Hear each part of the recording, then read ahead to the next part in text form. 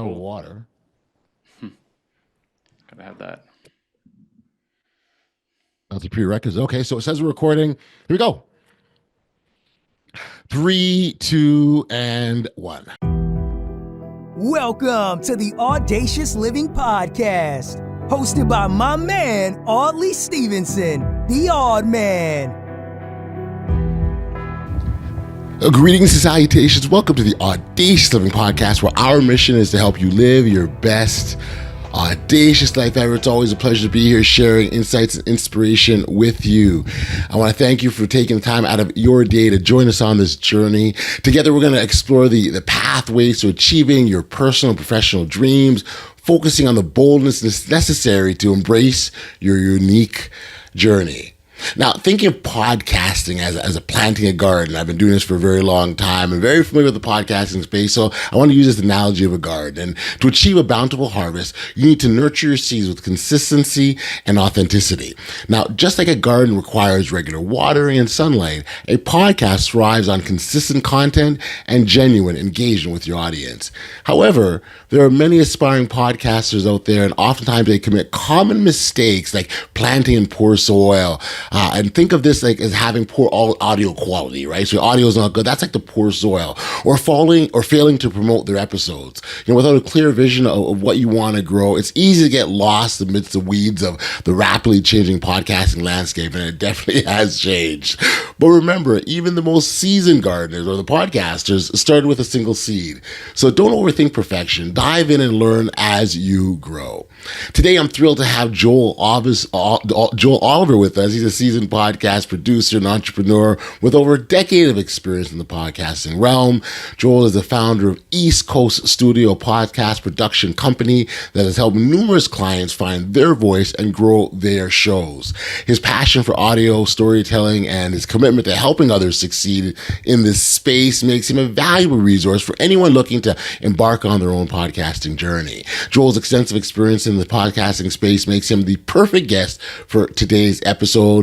He brings a wealth of knowledge about the essential elements of achieving success in podcasting, including the importance of consistency, authenticity, and clear goals. His insights into common mistakes and navigational tips for adapting or to the evolving landscape of podcasting will resonate with both aspiring and established podcasters alike, just like me. And so we all learned something. I definitely did. Really appreciated Joel having us here, having on the podcast. So without any further ado, let's jump into our conversation with Joel Oliver. Enjoy.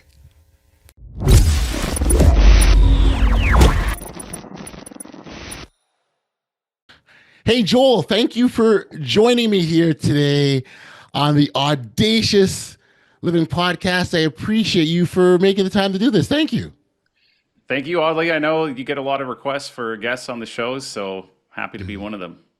No, and it's such a blessing. It really is. And I wish I could take every single one of them and do it all the time, but I can't. There's so many hours a day, and so much days in a week, and so much weeks in a month, and months in a year. But I certainly do my best to get in where I can. And so I thank you for your patience. I know we booked this a little while ago, and so we're glad that we're able to do this.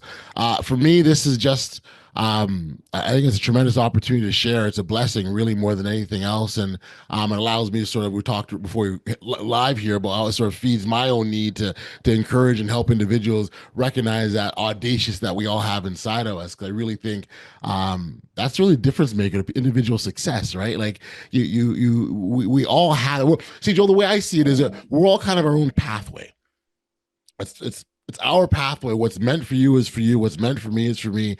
And on my pathway, I'll have my own obstacles, my own challenges, as will you. But they're still our own. And we've got, as difficult as it is to say embrace the bad stuff, we kind of have to embrace and accept that this is what that belongs to us, and we've got to find a way to get through it and move ahead. Because on the other side of those adversities, those challenges, those setbacks, those heartbreaks, is kind of where the great stuff lies, as I see it. But we still have to take that step forward to get there. And so that's part of the audacious journey that we're all on. You yourself have been on your own personal journey, and I'd love to get an opportunity. Well, I'd love to actually invite you in to give you an opportunity to share with our audience and what you're up to and what's got you to the point that you're at now. Yeah, well, these days I own a podcast production company. It's been around in some form for about 10 years, not always in that exact form, but I originally started out doing a bit of freelance work online as voiceover work. And I thought that was so neat. Like, I never really had the intention of doing it, but when you make your first few dollars online, it is fascinating. And like coming up as a kid, I kind of was into entrepreneurship or wacky little business ideas, but I never really thought that I would do something with it in my life. I kind of just Right. expected you go down the normal career path. It's like fun's over, go get an education, go get a A job real somewhere. job, right? Get Yeah, a real yeah. job, and that's what our parents tell us, right? Yes, and my parents were super supportive of everything that I always did, but being kind of that like way themselves, just that normal job, real job type people, that was their guidance was just okay, now let's go get a job, be normal, like fit in like everyone else. So I was doing that voiceover work and I wanted to do more of it. I thought, how do I make more money online? I'm kind of tapped out, especially as one person when you're doing voiceover. You cannot scale. You have to do it yourself. So, being an audio engineering graduate, I saw this is about 2014, podcasting was becoming a thing. So, I started Yeah. offering some services in that realm, and things grew over time. It was too busy for just me. So, I had to figure out, how do I scale this? I have no business background. So, just figuring stuff out along the way as Yep. problems occur. How do I find a person? Now, how do I manage the tasks? And how do I do this? How do I offer this service? So it just grew and grew. Eventually, I stopped the voiceover altogether because I had to be in a studio to do it. And I realized I could travel while I was working now since I was doing full-time work online. So started nomading a bit. And it just, yeah, kept growing. And I learned along the way and grew it into an actual company from just me being a little freelancer in my bedroom once upon a time. Who would have thought, eh? Yeah, I mean, it looks more obvious looking back, but at the time, you just don't really know. You're just trying to figure it out. That sounds like kind of like it just snowballed for you. I got bigger and bigger. Essentially, yeah. Like I said, a problem comes up, and you ask, how do I fix that? Okay, now there's a new problem. How do I fix that? And before you know it, you've got this whole wealth of experience and a big thing built. It's like a big machine. Right, right. So business is growing nicely. Things are, coming together, coming to play. What happens next? Yeah, so it's been great. I'm very fortunate that, especially for the earlier years, things just kind of grew on their own, Hmm. and I prefer that. I think maybe a lot of entrepreneurs would tell you that there's probably things about it that they don't really enjoy. Like they might like doing the work, but they don't want to have to go try to do marketing, or maybe they don't know about marketing, that sort of thing. So I Hmm. was always Hmm. very grateful that I could just focus on the work and I didn't have to do anything else. Clients were coming in the door. But we probably a couple of years ago hit a point where it was requiring some effort to start growing the company further because we got to that point where I thought, well, what is next? It's kind of it's pretty big, but we can do more. Should we do more? So got a Right. little more into like branding and marketing and trying to be intentional about actually going out and finding some good clients and refining what we offered, just getting more serious and taking what I learned and applying that in a way that was beyond just, oh, wow, there's clients here. What do we do? So that's what we're up to these days, a real focus on marketing and putting content out there and just finding the right fit of clients. And I mean, these days, and again, I'm a podcaster myself, so I'm very familiar with the space. These days, we're finding more and more people coming. The industry is booming and growing, and I remember reading a stat how many new podcasts are started every day, or it's an astronomical number. Like it just keeps growing. From what you've seen, why are people getting into it? What's getting into the space? Like, why is it so popular? There are a lot of reasons, and we had a big surge, of course, during the COVID era. And for that time, people were just finding a way to keep themselves from being lonely. It was just a good way to connect with other people. That was obviously a time in history, although that's one reason people could still start one today. But there are a variety of benefits to it. Networking and connections is a great one, but personally, I work with a lot of people who have some sort of business. They're entrepreneurs. So for the people I'm dealing with, they are Hmm. typically they have some kind of business motive. That's not to say it's all about money, but they are using it hopefully as a marketing tool. So growing an audience, people who are interested in them and may want to buy from them someday.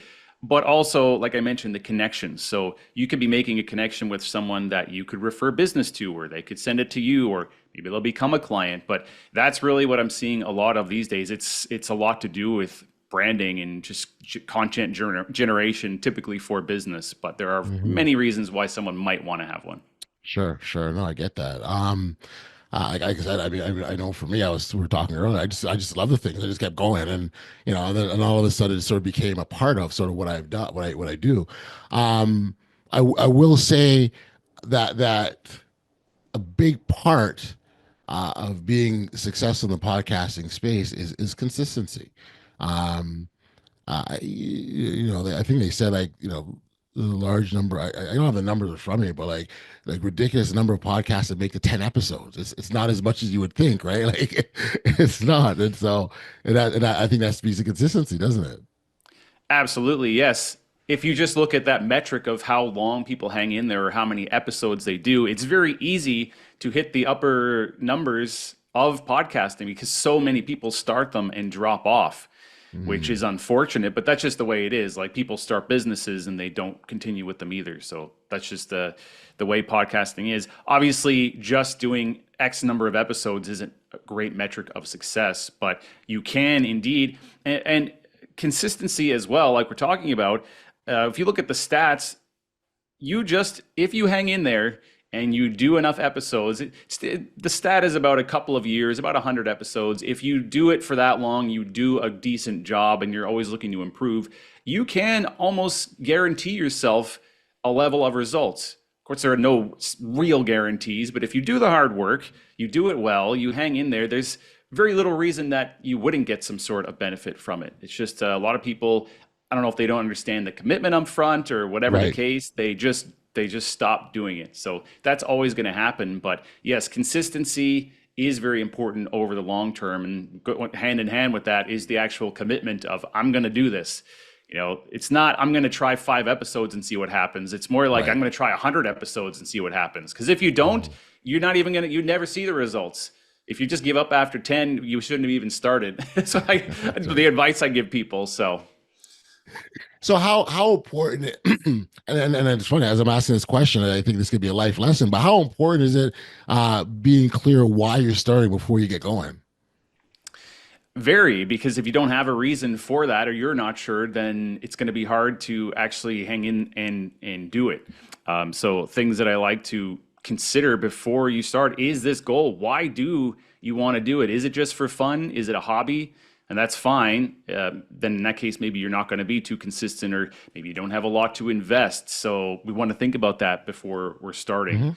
We want to think about a budget, because whether you're editing on your own or you're planning to outsource it, how much is it going to cost in an ongoing manner for this to be done properly? Like if you're doing it all, do you have the time to do it?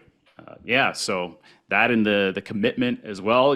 You need to be thinking about these things up front before you start. Otherwise, you may get into this situation where you launch and realize it's not for me, or it was a lot more work than I thought. It sounded more fun before. And keeping it enjoyable too is important. If it becomes a process full of friction where you're just not having fun, or you're down to the wire last minute every time and it's stressful, you're never going to be able to keep that up for the long haul. It's and I think the emphasis on long haul is important, because it's going to be a process where you follow through for a considerable period of time. And if you're out there trying to build your brand, for example, and that's why you're starting your podcast, the last thing you want to do is start something and just stop, because that will have an impact on your brand, won't it? Yes, and that goes for social media too. People go and look you up. Like, the people are looking at this stuff these days. If you have a podcast, they are looking at that. If you have social media, of course, they're going to look at that too. If they go to your website and they click onto your podcast and see you haven't posted in 2 years, that's such a bad image. I don't know if people really realize, and I see that a lot. Either they gave up the podcast or they haven't posted on their Instagram in 5 months. Just remove that stuff from view. Remove it from the website. We don't want to see that. Ideally, what we want to see is you doing that great content for a long period of time. Yes. So they go in and see, wow, they've been podcasting for quite a while, quality content here, lots of reviews. That is working in your favor, but the opposite certainly is not. Yeah, and so that certainly is a key point. Um, I guess are there my guess is you've kind of seen it all, right, Joel? Like, you've seen a little bit of everything, and you certainly have some thoughts in terms of how you can assist and help people. Are there sort of some regular or general or common things that people do that maybe are mistakes or they could be doing better from your perspective? Yes, there are always mistakes that I see. Number one would be poor audio quality. Now, if Mm, you're starting a podcast or doing one, you don't need to break the bank. You don't need to spend thousands of dollars on anything. But if you're in a very echoey room and not using a decent mic, then we start to get problem. Because if it's right. very echoey recording and it's hard to actually listen to, no one's going to keep that on. There are too many choices these days for people to pick from. If yours is either a bit harsh or unpleasant to listen to, you can forget about it. Right. Another mistake would be kind of what you got out there, the consistency. If you're doing inconsistent episodes like once every 6 months, or you come back, you do 4 in a month and you disappear for 5 weeks, it's very, very hard to grow an audience that way, because people need to come to expect and know that you're going to be dropping new content. So I had an example recently where a client, like, I don't think she put out a podcast in a year, and she Wow. came back and wanted to do a new episode to promote a product she was launching. And I said, you don't even have a podcast anymore. Like, you think your audience is still here from a year ago? You need to be consistent at that to have this serve you. So when you do launch a product, you've got this engaged audience and you can say, hey, here's what I'm doing, and they can go buy it. But yeah, if you're if you're inconsistent, you don't really have much of a podcast. Uh, Another one would be not promoting the show anywhere. Yeah. So podcasts are great. They have a lot of benefits, but typically, unless you're a big celebrity or there's something going on, it's not enough just on its own. You do want to do extra to promote it, whether that's paid ads, social media posts, of course, mailing list. Yes. There's a lot of extra promotion you can do to help the podcast actually grow. So we need to be seeing that. And fourth one that I will give you in terms of a mistake is people who don't follow up with guests. And I'll say this without knowing if you do it or not, because I'm only on the interview right now, but you can get a huge benefit from following up with your guests when you have them on like this, like an interview. Like, you should email me before my episode drops and say, hey, Joel, episode's coming out today. Here are the links. Going to be tagging you on social media. Could you share it? Could you leave a review? Otherwise, I've done a lot of these interviews and I never hear from the people to even say, hey, Joel, your episode's live. I could never promote it because I can't check back on all of them. So I see that quite a bit, and it's quite easy to set up that system and make sure you're following up with guests. So that's 4 mistakes that I see. Well, and what I like about those is it's the full circle, right? The whole process from beginning to end, right? And I think that's important because there should be an emphasis really on all of them. I like the I like the client that came back after a year after not doing an episode. I'm like, you might as well launch a brand new podcast at that point, right? Yeah. You might as well, I don't know, promote the Yeah, start over. Really. Whatever it was, 2.0 or something like that. Yeah, because it's a important one. And then, I mean, you're an audio guy, right? So I can hear you. I get it why you'd want to put emphasis on the audio. Curious, because when when podcasting first came on the scene, it was strictly audio. Then we see the introduction of video. Mm. Is there a right or wrong way of doing this? Like, if say you want to be just audio or you want to be both, is it, what's your take on it? Yes. Okay. That's a good one to unpack. And I will first start with saying audio, as I mentioned, you don't need to spend too much. Mine's not even perfect. We don't need to be perfect. I travel a bit, so I'm not always in an ideal environment. So we want to Yep. have a minimum level of quality. I have the best that I can do right now. I'm not going to travel with a second suitcase full of acoustic panels. I'm doing the best that I can. We have some tools to clean it up, but that is very important. And now when we factor in the video side, there are conflicting opinions. There are debates. There's no necessarily right or wrong answer. It can depend on your target audience too. We've seen statistics over the last couple of years that video is becoming increasingly popular, but there are plenty of successful audio only podcasts. And if you're just on Zoom like we are right now, just Yep. uploading that to YouTube. It doesn't have to be fancy. I mean, you're not going to necessarily miss out on much, nor are you necessarily going to have a whole lot more growth because of it. You can even just have your audio only on YouTube. So YouTube is a huge platform regardless. Yeah. So you can have just your audio on there. You don't need to actually see each other. But I don't know. There might be a trend this year too, and people just backing off on that. I'm reading all kinds of stuff. I can never really say I can predict the future. One thing that I do know, and I encourage our clients to do this, is for the social media clips, if we're posting clips of the podcast on social media, I do like to use video for that. Yes. Once upon a time, it was much more common when there was more audio only podcasts. You would see a lot of audio clips, so like an image with captions and the audio, no actual faces. Yes. And those are still out there, but the engagement on actual video with human faces is higher. So even if you don't post your full podcast video, I recommend using it for the social media promotion at the very least. But otherwise, it comes down to you. There are factors to consider. There's going to be perhaps an added cost. You have to then be dressed and looking decent for the camera if you so desire and have a nice background. So those used to be more problematic a number of years ago. It's really casual now. People don't really care what your background looks like. But if you're a professional businessman, you want to have a decent, or woman, you want to have a decent appearance about you. You don't want to be in your pajamas doing a legal podcast or something. So there are different factors to consider, but I can't really say that either way it matters, because you can be successful with or without video. And I got to tell you, it's really interesting. As time has gone on, I think this is from my perspective. As time has gone on, the rules seem to be less and less important. Like it's that path. There's so many pathways to success because success is so individualized, right? Like it's not about I'm doing podcasts just for this, because everyone's got different, as we talked about earlier, right? And so now it's like do what works for you, right? And I think that's even in the theme of audaciousness, there's a lesson in that, right? Because it's so individualized. Do what works for you, but the most important thing is you still have to take that first step and do it, as opposed to just talking about it. Be about it, right?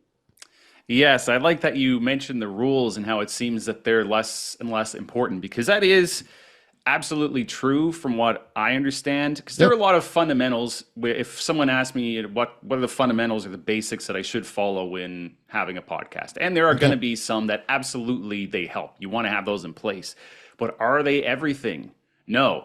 So even I'm guilty of this, and there's other podcast coaches, which again, it's good advice, but I would tell people, you have to do this, you have to do this, you have to do this. And then I would see giant podcasts that weren't really following any of those rules. And I started thinking, this was probably a number of years back, well, what's the disconnect here? Because I'm teaching people, if you do these things, you get success. Right. But then there's all these podcasts that haven't done any of those rules. They haven't done those. So what is the extra factor, right? And so it doesn't just come down to those things. There are other aspects at play, whether it's doing proper promotion, having just a natural bit of charisma or some kind of likability. Like there's so much that goes into it. So yes, I cannot just say it's specific rules and you have to do these and they're going to make all the difference, because it's not only that. If you don't follow some, yes, you're going to impact your results. You're going to stunt your growth. But you certainly don't need to just do everything by the podcasting book. Break off that beaten path and do your own thing if need be, right? There's nothing wrong with that. Yes. Now, like I mentioned, audio quality. Well, you can just be a rebel and have terrible audio, but that is going to be a problem for you. Sure. So, within those confines, like do follow that advice, but it's not the only thing that matters. I remember once attending, I do dabble in the professional speaking world as well. And I remember once being in a seminar, and they're talking about all, these $1 million strategies that you can institute as a professional speaker and make millions. And there was the speaker, the presenter was talking about something, and they said, here's this thing that you never should do. Never should do. And everyone's feverishly taking notes. The guy that was like 2 seats below me, I knew him, right? I knew he was a 6-figure speaker. and he did what they said you weren't supposed to do, right? So again, Right. this goes back to what you're just saying, right? Like the rules are like there are no rules anymore. I would maybe call them guidelines, suggestions or something, but it's so different. And I think what it comes down to is, again, we sort of made that point earlier, do what works for you, right? And again, there's so many lessons within sort of that audacious spirit. So I'll give you, for example, I developed what's called the BOLD framework. Okay. The BOLD for BOLD, an acronym. B is for better than yesterday. So the whole concept of learning, continuing to learn, continuing to get better. So in podcasting, as an example, there's always new technologies. You know, the introduction of AI has done all sorts of things for podcasters. There's all sorts of tools that you could use to make things easier. I use a scheduling link. I never, 15 years ago when I started podcasting, I didn't have that, but I use it now and it saves big time. So always learning, always getting better. O in that framework is outlast adversity. There's going to be challenges. You're going to run into hiccups. Maybe you didn't plug in the mic and your audio sounds crappy. I mean, there's all sorts of things that can happen, but you continue to push through that because that's your way of getting better. L in that framework is live your truth. You've got to be authentic. If you're going to be a podcaster, if you're going to stand up and talk to people, you got to keep it real because people will see right through you and you're going to lose your audience. And then and the last one, and this is sort of touching on a point we just made, the D in that framework is disrupt the norm. Sometimes you're going to have to go off that beaten path. Sometimes you're going to have to do things outside of what individuals, you have to break all the podcasting rules, right? And to get where you want to be. But the whole concept of that framework is to understand, these are, if you're looking to be audacious, you've got to interject boldness into your life. And that bold framework helps, and it's very, very applicable to what we're talking about here in the podcasting space, because these are key aspects of being successful in podcasting, as I'm concerned. Absolutely, yes. And there are plenty of cases where it makes sense to follow the advice or at least look to learn from the people that came before you. Like, you don't need to reinvent the wheel and just be rebellious for the sake of it. So there are things out there that you can follow and advice that you can take that seems like it with high certainty will help, then that's great. But you mentioned that example, at the speaking event.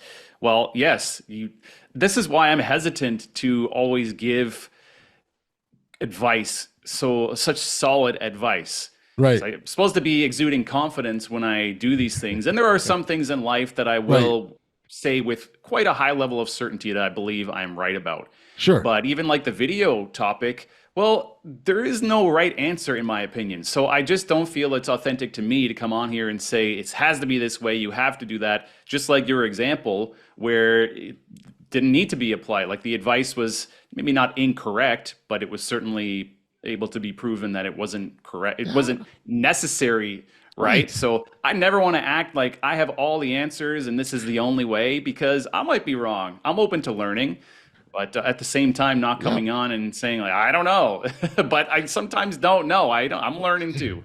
But you know what it is, Joel? I think because of the space that we're in, the by the time you ask that question and get the answer, the question's changed because something else has come up to make that question irrelevant. And so I use AI as an example. That didn't exist 5 years ago, right? This whole thing of transcribing interviews wasn't out there. And now it's a tool that allows you to expedite the process and create more content quicker and all these other things that adds to you. But the point really is I think you need to be flexible and nimble and get ready to change because it's going to happen. I think so. And if you aren't, you can be just left in the dust because things are changing so rapidly. Maybe it's not going to replace us, AI, anytime soon, but it can certainly improve your workflows. And then maybe your competitor, if they're embracing it more, they're doing faster work than you or more accurate or whatever the case. And we in the audio space, I have an education in this stuff. And for years and years and years, although there was some impressive things that came out, basically we had a good grasp on what could or could not be, let's say, repaired in the audio space. Then almost overnight with this AI stuff, these new technologies come out that can essentially regenerate the audio and fix problems that were mind-blowing. Right. It was literally almost overnight. Everything that I knew about how technology worked, it was just in audio space, it's just, that's not accurate anymore. And if I wasn't up on top of that stuff or looking into it, I would be putting out inferior work compared to our competition. So you definitely want to be on top of what's happening. And it is fascinating with the pace of how things change these days. There's just a lot to keep on top of. And if I'm not the one to do it, then my competitors will, or whatever happens. Totally. So you've got no choice. Totally. No, this is awesome.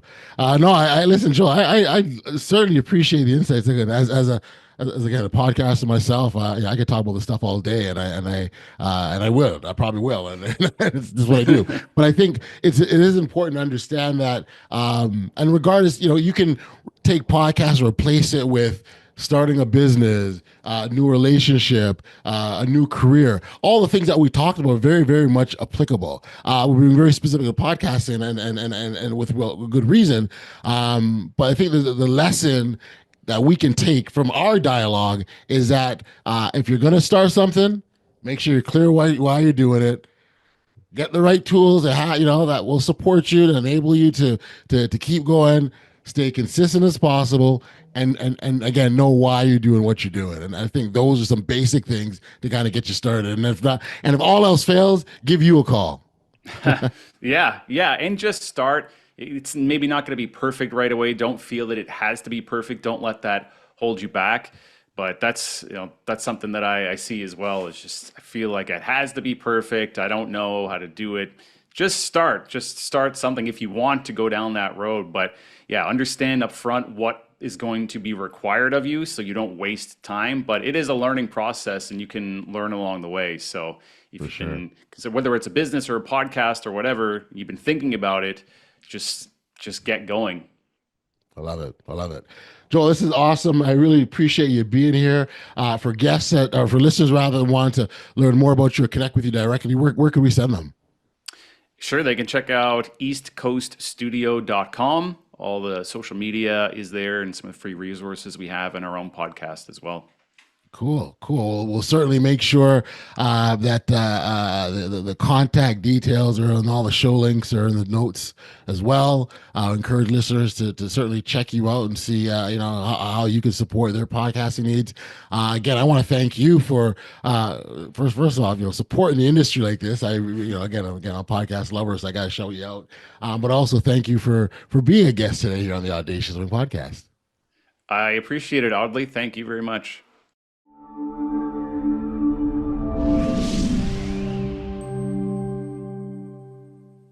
Back we are here on the podcast. As a podcasting guy, I really appreciate having Joel on with me, and during our conversation, we delved deep into the core principles of successful podcasting. One of the main points we discussed was the critical role of consistency and authenticity in building an audience. Joel emphasized that while it's easy to become overwhelmed by the myriad of tasks involved in podcasting, focusing on your why and remaining true to your voice is absolutely essential. I totally loved having him on, and I loved how he reminded us that many podcasters falter out due to poor audio quality or lack of promotion. It's simply a profound takeaway. Your message deserves to be heard clearly and shared wisely. Another gem for our discussion was the encouragement to start your own podcasting journey without overly analyzing every single detail. I think Joel's advice to embrace imperfection as part of the learning process truly resonated with me. I remember being there and wanted everything to be absolutely perfect before I pressed go, and I let that go, and I'm really happy that I did. His passion for helping others succeed shone through, reinforcing the idea that growth comes from taking action, not waiting for everything to be perfect like I did.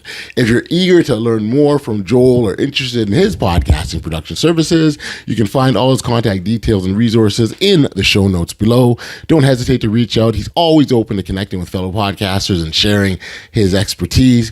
Be sure to check out his special offerings Joel has for our listeners, including free resources and consultations available on his website, East Coast Studios, where you can find them. It's a fantastic opportunity to elevate your podcasting game without question. I would encourage you to definitely do so. I want to thank you for tuning in to another edition of the Audacious Living Podcast. I hope you found value in our conversation with Joel. He certainly was inspiring as well as insightful. If you enjoyed today's chat, please take a moment to like, follow, subscribe, and share to this podcast with your family and friends if you haven't already done so. Of course, your support continues to help us grow and bring really more amazing content. Remember, live boldly and don't be afraid to take that first step toward your audacious journey. Until next time, stay safe, be kind, show love to one another, and be audacious. You've been listening to the Audacious Living Podcast, hosted by Audley Stephenson. If you enjoyed what you heard, be sure to like, subscribe, and share. Until next time, be audacious.